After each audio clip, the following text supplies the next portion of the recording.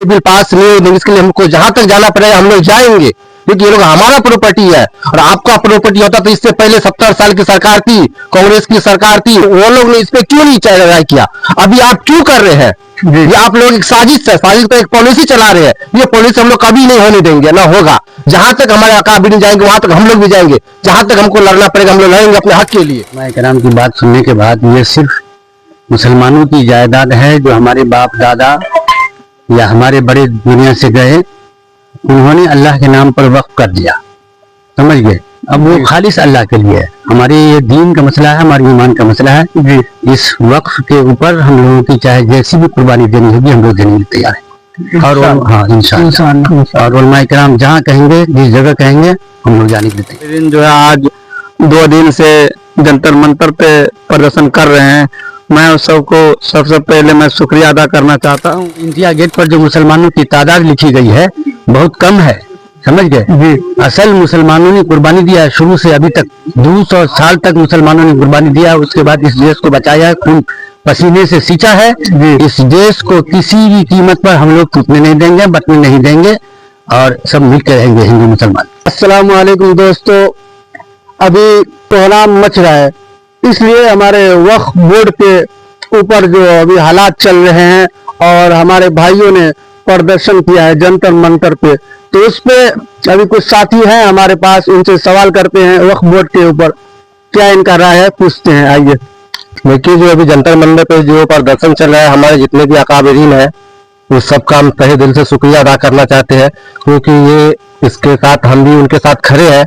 और हमारे जितने भी हिंदुस्तान के जो मुसलमान तबके के लोग हैं, वो चाहे किसी भी फिरके के हो, फिरका अभी ये नहीं सोचना चाहिए कि हम ये फिरके के हैं या वो फिरके के हैं। अभी हमको एक साथ एक प्लेटफॉर्म पे आना पड़ेगा, क्योंकि जिस हालात में अभी हम लोग जा रहे हैं, जिस हालात से ये हिंदुस्तान आगे बढ़ रहा है, उस हालात से हम लोगों को उससे दुनिया आगे बढ़ना पड़ेगा। क्योंकि जिस तरह की सरकार की रवैया है, जिस तरह की भी सरकार अपना पॉलिसी लाई है, उस हिसाब से ये पॉलिसी हम लोगों को नहीं चाहिए। क्योंकि जो वक्फ बोर्ड की जमीन हम लोगों के पूर्वज दे दी है, उस पर हम लोगों का ही अधिकार है। क्योंकि इसमें सरकार बोल रही है, कह रही है कि इसमें हम इतना परसेंटेज हमारा है, उसका इतना है, उससे हमें कोई मतलब नहीं। जो हमारा जमीन है, जो हमारा पूर्वज दे चुके हैं, वह जमीन हमारा ही रहेगा। ये बिल हम लोग पास नहीं होने देंगे। इसके लिए जो हम लोगों को करना पड़ेगा, जहां तक प्रदर्शन करना पड़ेगा हम लोग करेंगे। हमारे जितने भी अकाबिरीन है वो लोग प्रदर्शन कर ही रहे हैं, उसके साथ हम भी करेंगे। और सरकार से मैं यही गुजारिश करूंगा, यही मैसेज उसको देना चाहते हैं कि जो हमारे पूर्वजों ने जो वक्फ बोर्ड की जो जमीन है, ज़राअत है, जो हमारे लिए पूर्वज का है, वो उस पर आप दखल अंदाजी न करें।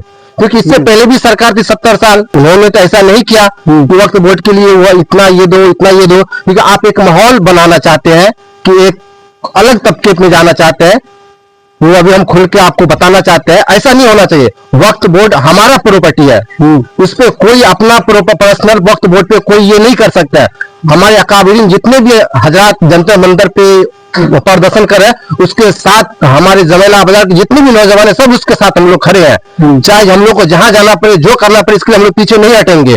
और सरकार से गुजारिश करना चाहेंगे कि ये आप बिल जो है ना पास नहीं होने दे। और जितने भी विपक्ष में लोग खड़े हुए हैं उससे भी गुजारिश है कि ये बिल पास नहीं होने दे। इसके लिए हमको जहां तक जाना पड़ेगा हम लोग जाएंगे। ठीक है, बहुत बहुत शुक्रिया आपका। और हमारे साथ में हमारे इमाम साहब, चमेला बाजार के इमाम साहब आए हैं, तो इनसे भी कुछ जानना चाहते हैं। तो बोलिए हजरत, वक्फ बोर्ड पे आप क्या कहना चाहते हैं? अस्सलाम वालेकुम रहमतुल्लाहि व बरकातहू। से हमारे अकाबरी सबसे ज्यादा जानते हैं, हम लोग तो भाई वो जो कहते हैं हम उसको मानते हैं।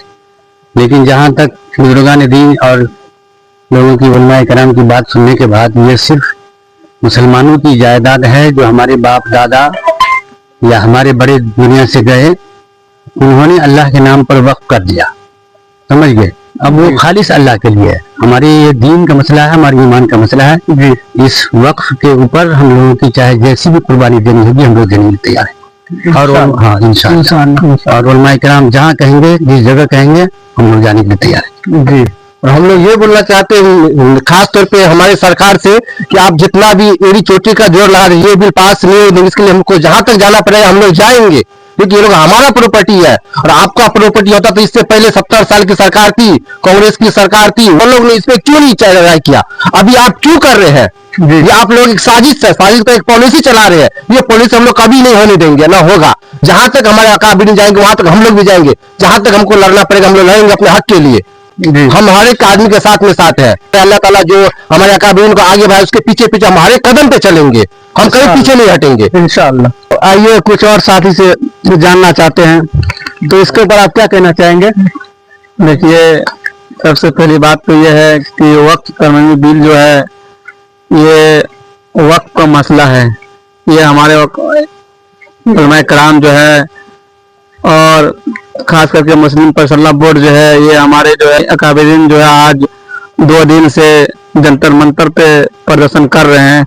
मैं उस सबको सबसे पहले मैं शुक्रिया अदा करना चाहता हूँ। और ये बिल काला कानून के तहत साजिश की तरफ जा रहा है, लेकर जा रहा है वक्फ बोर्ड की तरफ।